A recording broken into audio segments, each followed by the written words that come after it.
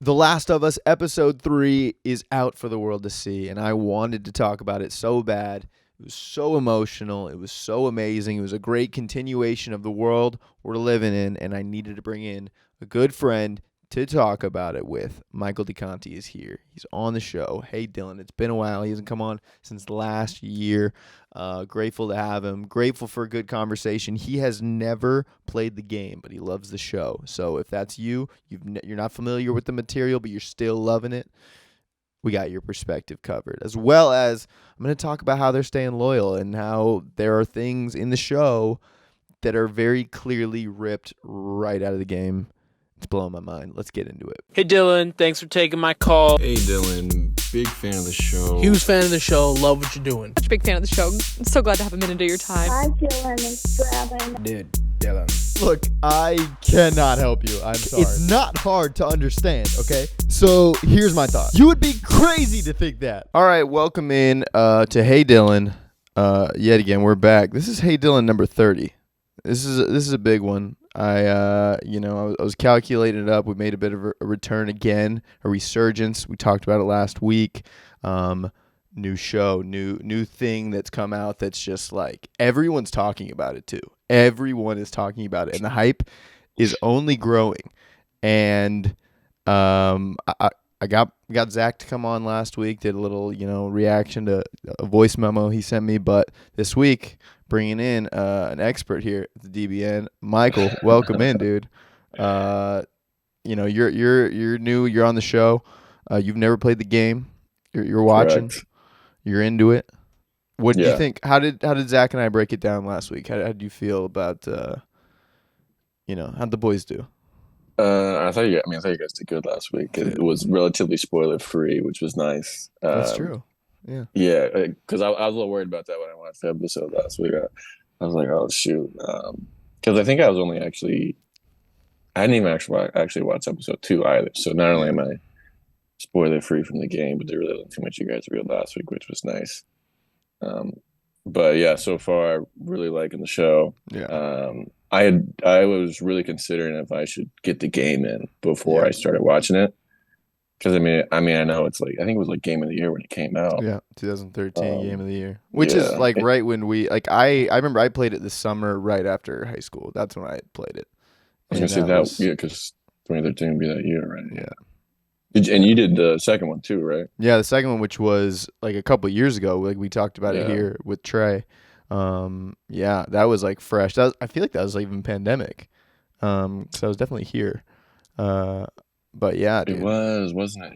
Yeah. Yeah, I've like, this has been like the best game I've ever played. Yes, since I played it. And like growing up with video games, like we've played a lot.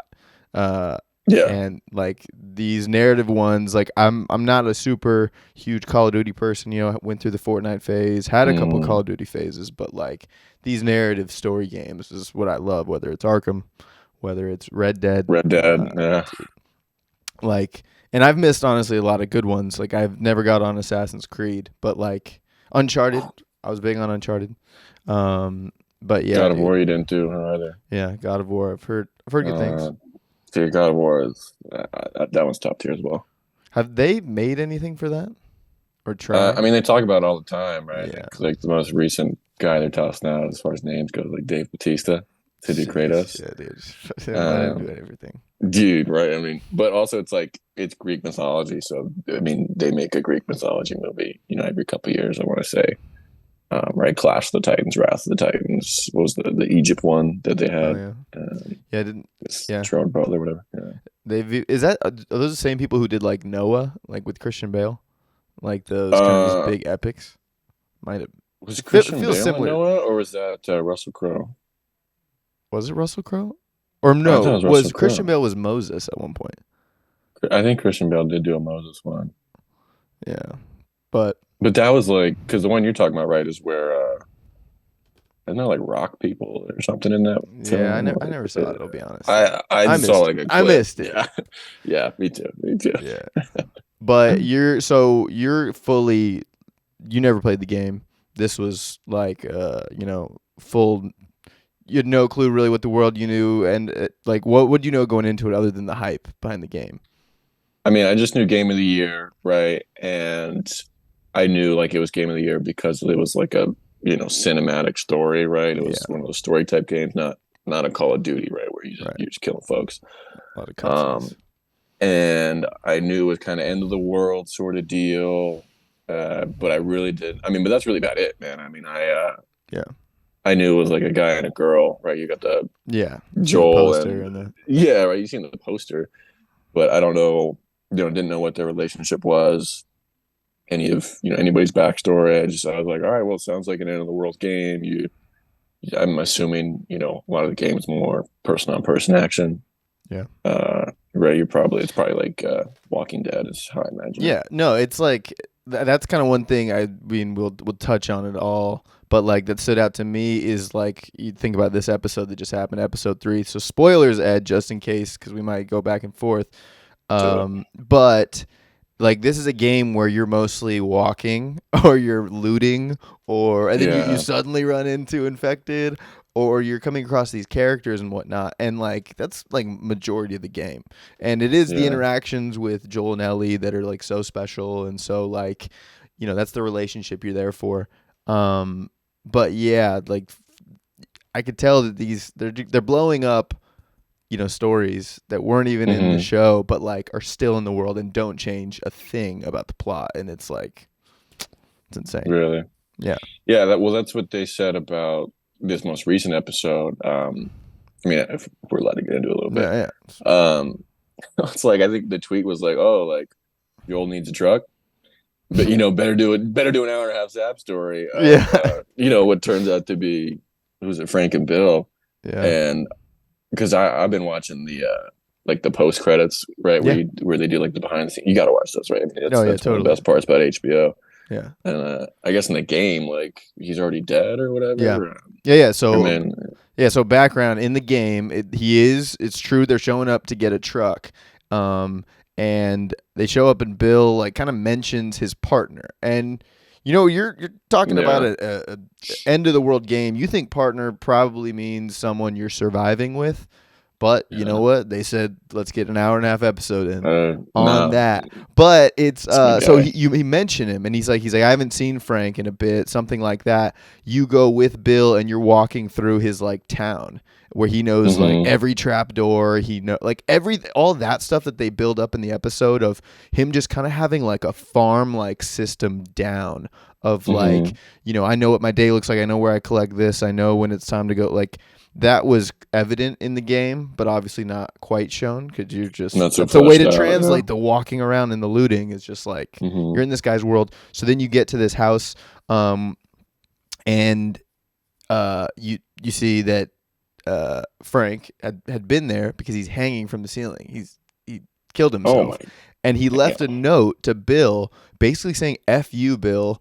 It says something along the lines of like, I never would expect you to read this note because you would never get this far out of the quarantine, out of your little nook. And it was clear that Frank had a struggle with the way Bill was, and they couldn't get over their differences.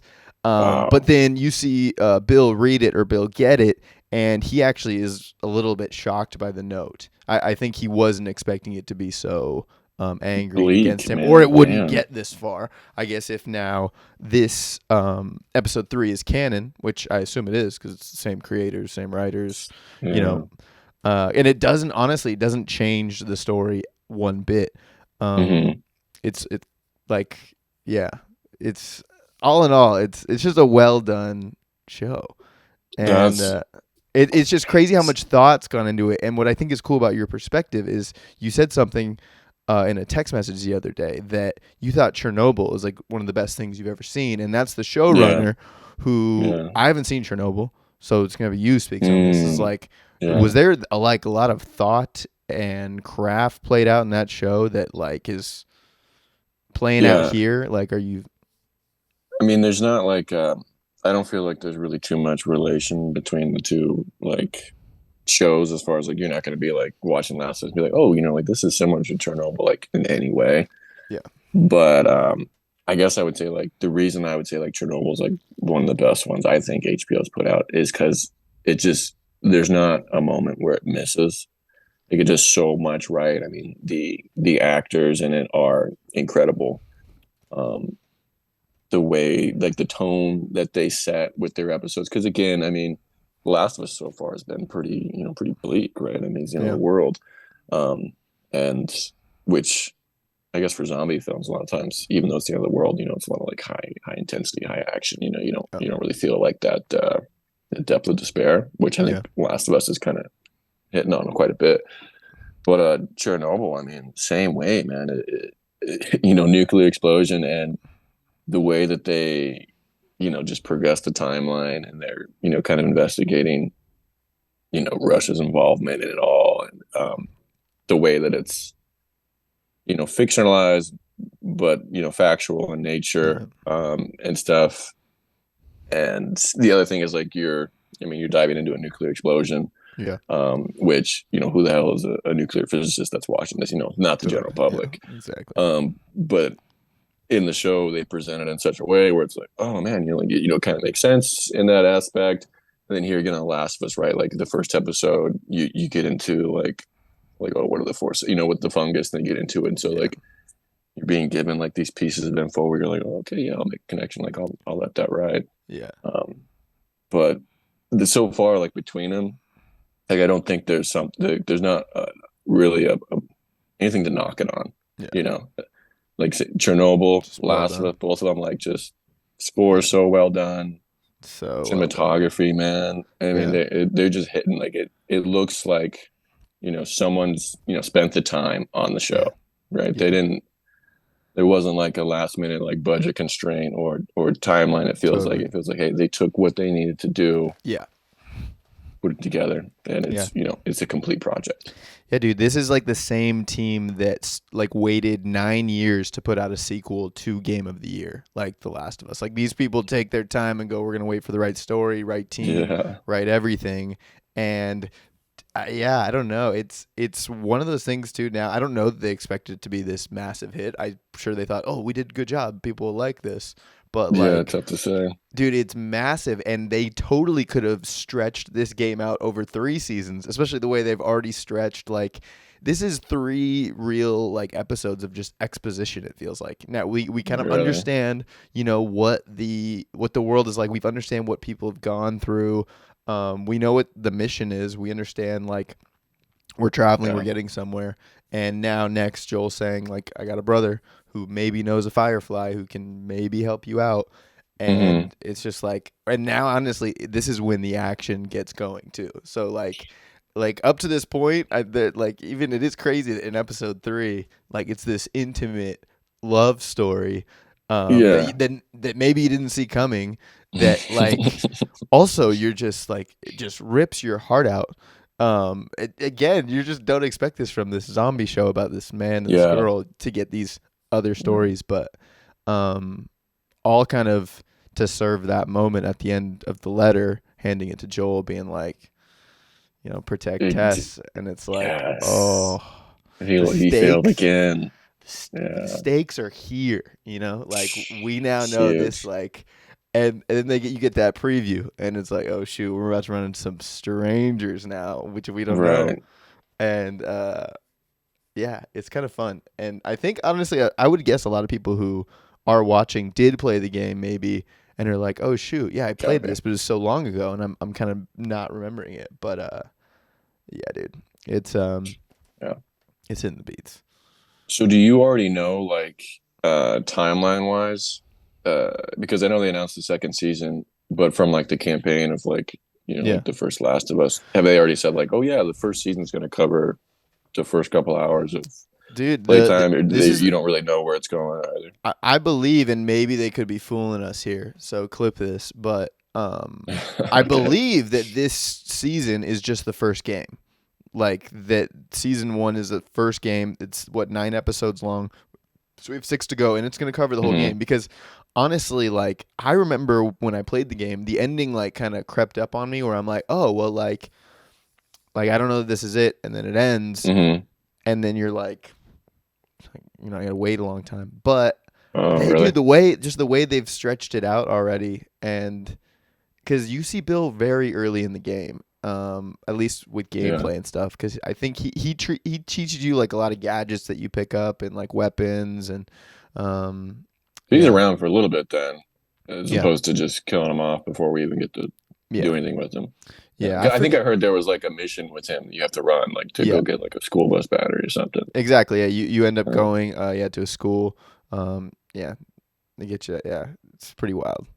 But then the second one would then be the second game, which I don't know. It's hard because they're like, I don't know how they'd avoid spoilers, but like there was just so much that happened in the second game where they like took kind of crazy risks, and some people loved it, some people didn't. I liked it. Risks in terms of the plot, like the way, like the direction they took it. Character choices. It's honestly a very different game. They had evolved a ton. I don't know. You can't really say much because like the story's gonna play out, and I don't want to spoil anything.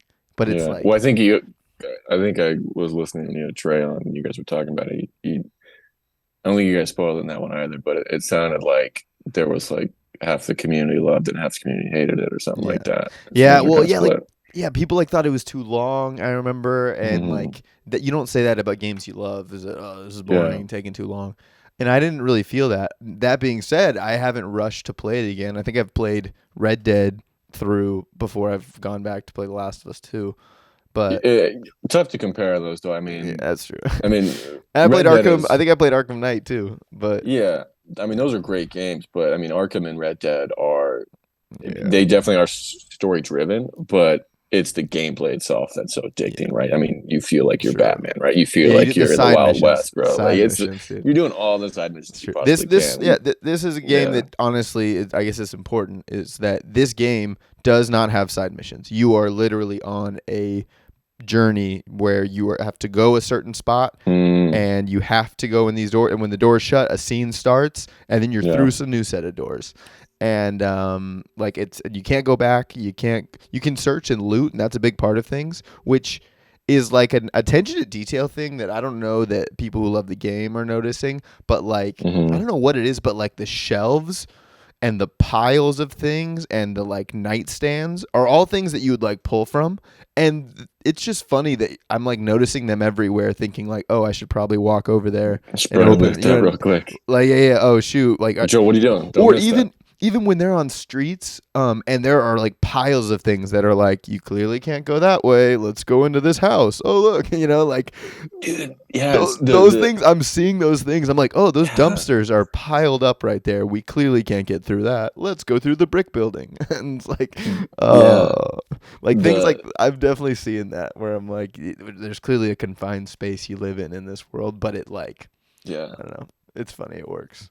Dude, the first episode was that's exactly what I felt like. It was so funny. Like I was laughing, but like I was into it at the same time. Yeah.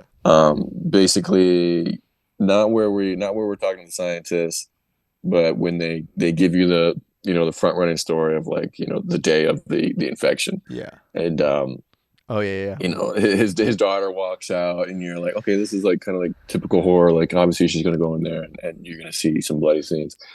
And then all of a sudden, out of nowhere, just like the way Joel pulls up in the truck, and I'm like, this is a scene out of a game, man. Totally, and then like when they're driving, you're in like that back truck, seat, and it's going. And then what is it? They're in the city, right? And all of a sudden, it's like, oh, stop, reverse. And I'm like, man, this is straight out of a game. I haven't played it, but I've played this game. Yeah, exactly. Especially when the truck comes in and just sandwiches them. And it splits Joel and his daughter from his brother. Don't know his name. Right? Tommy. Tommy. And they're looking through and like, oh, I'll go meet you around the side. And well, I can't get through this. There's no way. I can't get through this. I was like, dude, that's so typical of a game. There's we gotta split them up. You gotta go do your side mission. You gotta go crawl through the vent to get back to him. But it's funny because like I think like it also just still worked because I was kind of like, oh, but this also feels like A Quiet Place too, which. I mean, Last of Us came out first, and they're doing shot for shot here. But I'm like, dude, this is still so cinematic and awesome, and like, it's the end of the world, dude. That moment is in the game when they drive by the family, and the brother's like, Joel, he's got a kid. And he's like, so do we. Like, that is in the game. I remember hearing that in the game amazing. as a line, going like, dude, that's a bar. That is, that's intense. And yeah, like which way to turn. And yeah. It's is a lot of the dialogue in the game like while you're playing, like you're still in like it's not a cutscene, right? Like like so like a line like that you're driving by, you're still like playable. You can look around and stuff. Yeah. It's just you're dialogue. usually you're full 360. Yeah, they would definitely have those half scenes where you're along for the ride.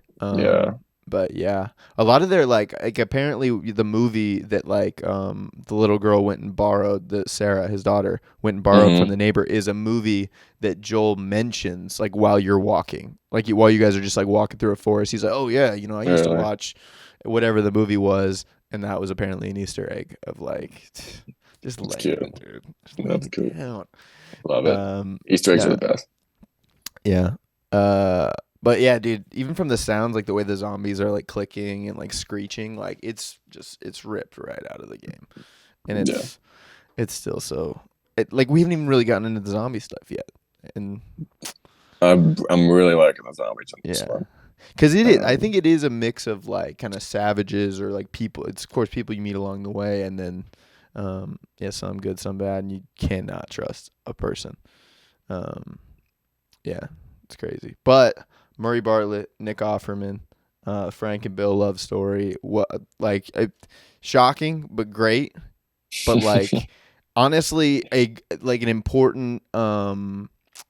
It was the important message of like what this show honestly is, which is like it's not about like surviving. It's about like, you know, taking care of another person and like, you know, being complete opposites, you know, of people. And even like the moments that like when they were eating the strawberries, it's like, dude, Bill would have never planted these strawberries, dude. And this is like such the magic hour. Like, I don't know. They crafted a story that was that felt like Up, like, you know, that's the comparison that's going around, that like it's this, we see it over like real fast and we see they're you know, getting mad at each other. And then we see them, you know, fall in love, and then of course at the end there, I honestly, of course we're in spoilers, but the fact that it was like a double thing, and then they were in their room together, like again, doesn't affect the story because they came and they got the thing, but it shocked me. Accomplished. It shocked me as a viewer, and it was also this like, oh my gosh, this is what this person's 20 years have been like. You know, Joel has now been 20 years removed from his daughter, and it's like, forget, he's like an older guy. Pedro Pascal like looks young, but he's like an older man in this one. And yeah,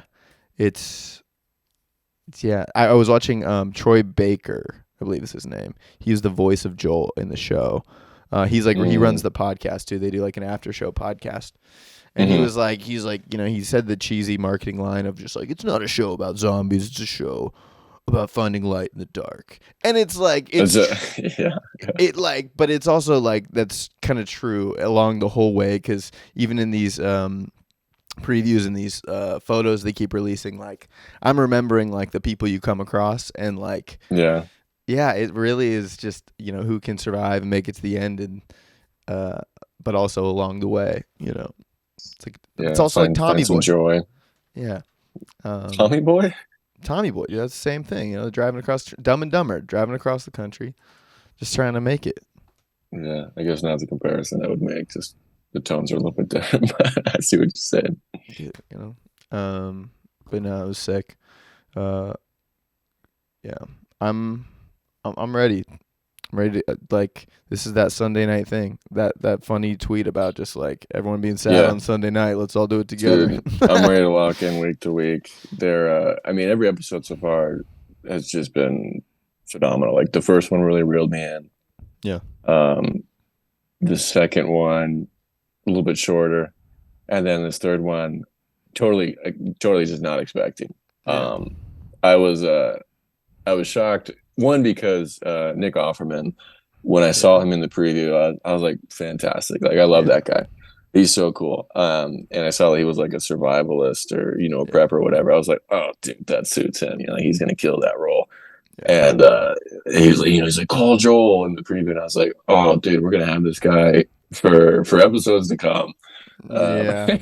Sure enough, gone too soon. But I was dying laughing when I saw my guy Armand in the pit. Though Yeah. it took me a second to recognize him. It took Murray Bartlett. Yeah, it took also a second to be like, okay, this guy is not a goofy like hotel manager. This is a guy trying to survive. He was at the same time a little bit, man. Like, he still had that like charm and the. Yeah, exactly. Like, because something about that dude's smile. I don't know, it's a little infectious, Like he's got such a genuine smile to him. Yeah. And it's like when he smiles, his whole face smiles. It's just everything is upward. He just exudes, this joy from him, and it's infectious. But when I saw him pop up, I was like, oh. Is this going where I think it's going? Like, like Nick Offerman, he doesn't do these kinds of roles, does he? And I was shocked at like how far they went on some of the scenes. Right, you literally got two dudes in a bed together. I was like, Nick's not gonna do this. He doesn't do these kind of roles, does he? And I was like, oh wow, okay, get into it, I guess. Welcome to HBO. Yeah, exactly. I was like, yeah, that's right up HBO's alley. But. Dude, the last day for them, I mean, it was so well done. Gosh, it was just so right. What's it? Yeah. So what's Armand's like actually? It's like, Murray Bartlett. Murray Bartlett. Murray, Gosh. Dude, come on, that's a good name. Too. I don't know what else he's in, but I gotta find it, man, because he is delivering on the HBO train right now. He is. Man. I hope they signed him to a lengthy contract. Yeah, at least a 10-year deal, 10 series deal. Lock him. I mean, he's a little bit older, so he's got to have like some, repertoire out there. Like, there's got to be some movies or something where he's in. But I don't know what he's putting out right now. He's killing it. So. He's killing it. Yeah, no, it was cool. Their last day together, and even just like seeing their hardships and like seeing. Like it was cool also because they didn't have an opening scene of like, oh, how did we get here? But what we did see is a man hiding under his house while, people are getting put in trucks and, escorted out of the city. So, like, we still got a piece of the world. But then, we also see, like, how two people survived. And, the Nick Offerman thing, I thought so, too. Yeah, we're going to get this guy a lot. And then double suicide with a note, too. Did you think that he was just going to kill him, let him die? I kind of did. I kind of was like, dude, he's going to kill Frank and he's going to act like he's fine and like Joel's going to show up and comfort him or something like that. But then it was double. Then I'm like, oh, this is kind of nice. So, I only expected him just because of who the actor is to hang on. I was like, dude, that's a good actor. You don't let that guy go after one episode. Yeah. And also it's like, just from a story perspective, it's like, shoot, we got a prepper, we got everything we need. Like, this guy's legit. We probably need some help on the road. Like, he's going to be around. Yeah. He's going to, I guess, be another character that we kind of get attached to was my thought. Yeah. And because just in that short hour where you see the relationship between them and Frank, you know that Frank's going to, he doesn't want that, right? He wants. I mean, when it happens, right, he's like, well, what's his line? Well, it's the most romantic thing or something. Like, objectionably, whatever. I can't remember what he said. I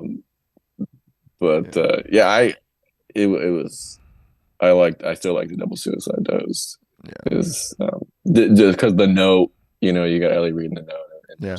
I don't know. It was just executed perfectly, I thought. Yeah, dude, the stakes are set, man. I mean, Joel is 0 for 2 in protecting people in his life, and I mean, so it's cool. I think it's cool that they took a stop here, but it also makes me a little like, that's crazy. They could have kind of done this a bunch, and also they could have done this and it could have been really bad, and people would have been like, dude, what the heck? Why did we spend all this time with these these two men and like that just die anyways? Yeah, they just die. They leave them a truck. Sure, that's nice, but like, why would we do this? It worked because the performances were insane. The pacing of it was really great. Like, it was really clear kind of what they were doing, and I wasn't frustrated. I was just like, okay, Dude, like, we're clearly not at seeing all. this for a reason. They like these people like want to show us it, and the payoff might have been the letter, but the payoff, like I said too earlier, is just like, you know, everyone's been surviving for themselves, and like, you know, you gotta Yeah. do what you gotta do. You know, kind of, yeah, right. But I guess It's a world now where like nobody can trust each other. You saw it Mhm. again in the preview. Yeah. It's Yeah, it's funny because I guess you would probably expect more people to be outraged at the episode because, like you're saying, like really, I mean, I think it might be the longest episode so far. It's like an hour 20. Hour 20, yeah. Featured And length. you just kind of follow these dudes through time, you know, as they build a life for each other, live and die. You got the one scene with Joel and Tess, so just to basically establish that they know each other. Yeah. But so far, like it's not like it necessarily contributed anything to Joel's, you know, the story that we've been following so far is, you know, Joel and Ellie. It just gives them a truck. Yeah. But it totally worked, man. And the behind the scenes is like, oh, you know, we wanted to show the progression of the world a little bit through their perspective. I was like, oh, okay, like I kind of get what you were going for now when they explain it to me, but at the time, you just it's just great performances.